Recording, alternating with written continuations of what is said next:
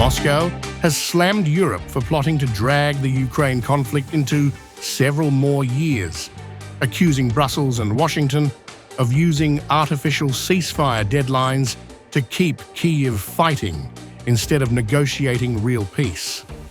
Lavrov says Russia won't waste energy on Western timelines designed only to rearm Zelensky and reignite the battlefield.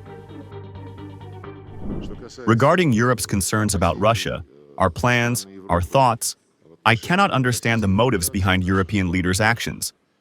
Reading what they say, it becomes clear that trying to get into their heads and put oneself in their place is pointless.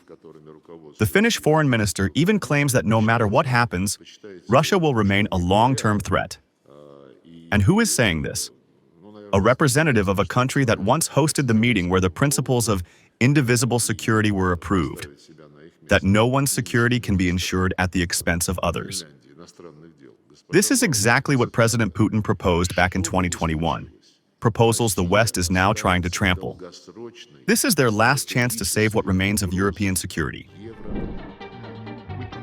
Lavrov warns that Europe's so-called peace initiatives are a facade for military escalation, claiming the EU is quietly preparing deployment plans that would turn Ukraine into NATO's forward base. Russia now openly states any foreign peacekeepers entering Ukrainian territory will be treated as legitimate military targets. Europe continues to politicize even humanitarian topics.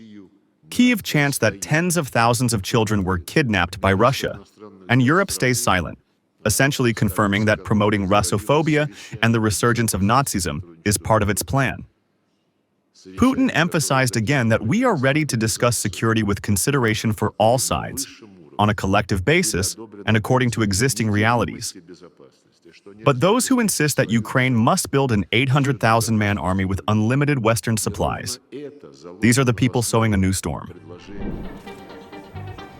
According to Lavrov, European leaders have abandoned all strategic logic, chasing fantasies of Russian defeat while ignoring their own collapsing security architecture.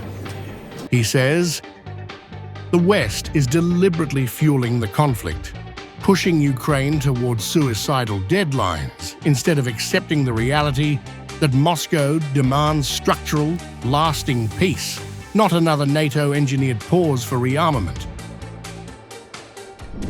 It is now evident that Europe is ready for any trickery. I have already mentioned the robbery attempted against the reserves of the Russian central bank, one of many gross violations of international law. The West is purchasing Soviet and Russian-made weapons worldwide to feed the conflict. And then they declare timelines. Some say spring, others say 2026, as if war depends on their calendars. We do not waste our strength on such fantasies. Our tasks are clear, publicly outlined by our president, and discussed in detail in Anchorage, not for a temporary ceasefire, but for a sustainable peace. Lavrov reiterates that Russia has already submitted concrete proposals to the United States for long-term security guarantees. He says Europe, instead of responding constructively, is leaking unserious ideas to the press, including demilitarized zones and force caps, which Moscow views as provocative attempts to shape the battlefield, not resolve it. For us, the essence is paramount: the security of the Russian Federation and of Russian people, whom the Kyiv regime has declared terrorists and stripped of all rights.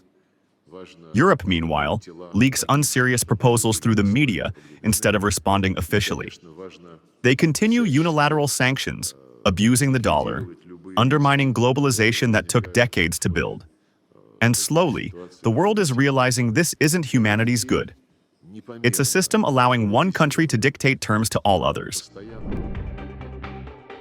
The Russian foreign minister also highlights Western economic warfare, accusing Brussels and Washington of sabotaging global stability by weaponizing sanctions, freezing sovereign reserves, and undermining international financial systems.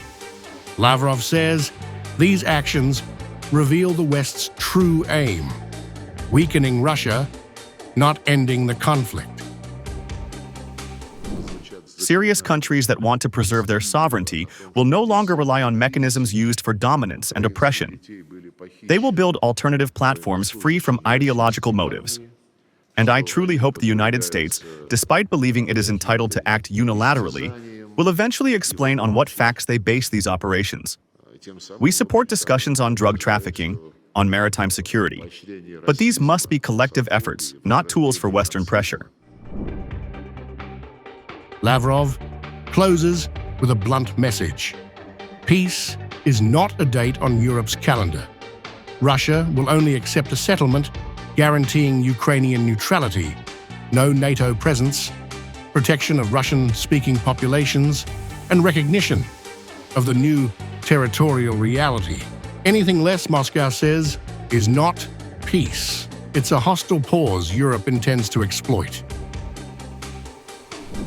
Forecasts about when the conflict will end change every week in Europe, but none of these dates matter. We will move along our path regardless of who names any timelines.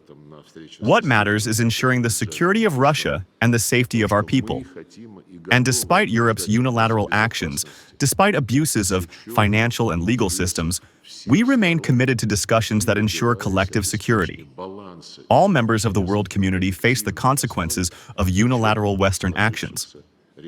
And this is why sustainable peace must be built on reality, not illusions.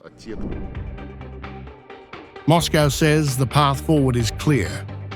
Europe can continue chasing deadlines, illusions, and fantasies of Russian retreat. Or it can finally accept a security architecture based on equality, realism, and respect for sovereignty. Until then, Russia will pursue its objectives without hesitation, without distraction, and without bending to Western pressure. For Moscow, lasting peace is not a slogan. It is a strategic goal, and every step will be taken to secure it on Russia's terms.